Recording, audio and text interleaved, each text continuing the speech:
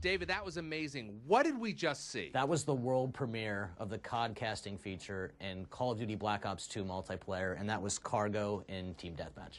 Thanks, David. Hastro, tell us about some of the tools that we just saw.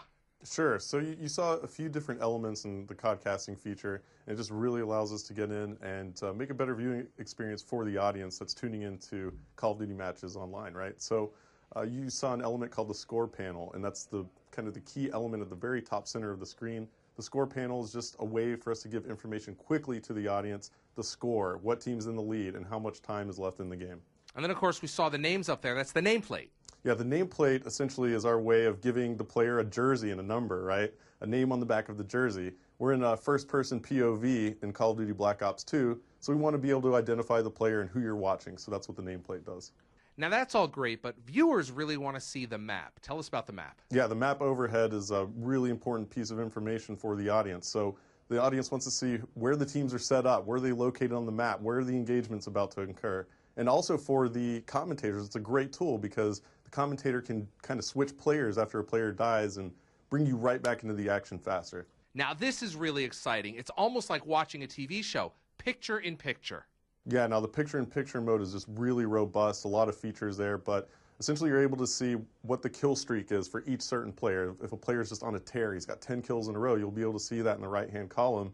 Also, we have an objective column, so any player who's playing an objective in real time, you're going to be able to see live when that player is playing an objective, and it's going to identify that that player is in fact on the objective.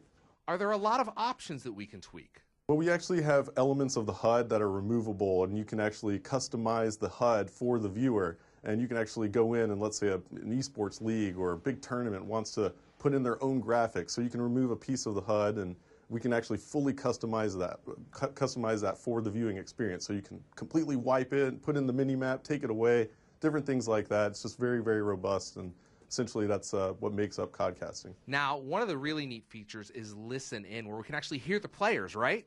Yeah, the Listen In feature in codcasting mode is actually my favorite feature. It really allows us to take the audience and put them into the huddle with the players. So you really get a sense for just how much their communication separates them from other teams in competitive play. The best professional teams in the world have top-notch communication, and it's crucial to them winning a game. So we get to feel what they're feeling, what they're strategizing, and just hear the overall just lingo between the players, and it's just really an exciting tool. It's just such a great deal of information that the audience is going to be empowered with now. In Black Ops 2, the commentators have all the right to make the viewing experience as customized to the viewer and the audience as possible. So, you know, for me personally as a commentator, I want to make the viewing experience as fun as possible for the audience, and I'm able to do that with codcaster mode, but more importantly, I'm able to make sure that we don't miss those epic moments in the battles that may have gotten lost in the past. You know, these just crucial moments that change the face of the game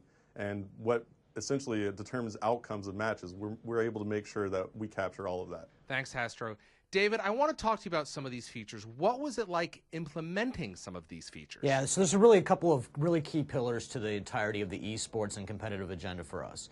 Black Ops 2 has a league play feature. This is a sport. It's how you make Call of Duty multiplayer a sport, and we actually use skill-based matchmaking to put players in the right brackets. Competition is fun at any level, pro players and average players alike.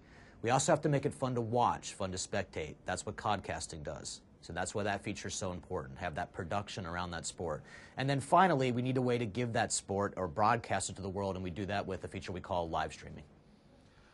You're now putting basically, thousands of dollars of tools into the hands of the community. That's got to be really exciting. You're expecting to see a lot of great stuff out of them. Yeah, right? It's actually really important for us to put as many tools as we can. We really like to make sure that we give the player the ability to customize the experience, whether they're playing the game, whether they're watching the game. In fact, Larry, you can even go back through the theater feature later, pick up those games, and then codcast them later. It's really cool. The team at Treyarch has got to be excited about the work that they've done around this. They've always really enjoyed the community, but this takes it to a different level. We're going to keep going. We're pretty engaged with the community all the time. They're very passionate people. They have a lot to say about the game, and it's really fun to take their ideas, mold them into the context and structure what the game's supposed to be like, and then bring them right back to the players. Thanks, David. Any final words? Sure. I mean, I've just been blown away by how dedicated the team at Treyarch has been to making this experience for the players as best as it can be and giving them as much customization that they can have. It's just mind-blowing how dedicated they are to their community and how well they treat their fans and the players that play the game. So I think that's something that all of the Black Ops 2 players out there when they get the game are going to realize pretty quickly. Thank you, Hastro. Any final words? We're really excited to put this game in players' hands. And when you get there and you get your hands on it, I want you to tell us what you're thinking about it, how it's working for you. Feed right back to us so we can continue to make and improve our games for you. Welcome